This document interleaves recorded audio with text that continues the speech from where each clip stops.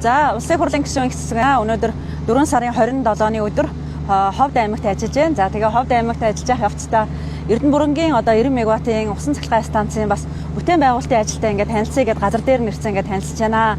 Та бүхэн харж байгаа энэ ард ингээд маш том түнэл харагдаж байна. Тэгэхээр энэ Эрдэнэбүрэнгийн усан цахилгаан станцын хувьд үстэй гайхамшигтай том бүтээн байгуулалтын ажлууд хийгдэж байгаа юм байна. Энэ уулын одноор ерөөсөө ингээд маш том хэмжээний ийм гол ус урсах ийм түнэлийг хийж байгаа юм байна. Тэрний хүчин чадлыг 90 мегаватт болгосон юм байна. Тэгээ энэ ингээд туслах түнэл буюу яг тэр уулын дундуур явж байгаа түнэлийг ухах боломжийн шороог нь гаргахын тулд ийм туслах түнэл хийгдэж байгаа юм байна.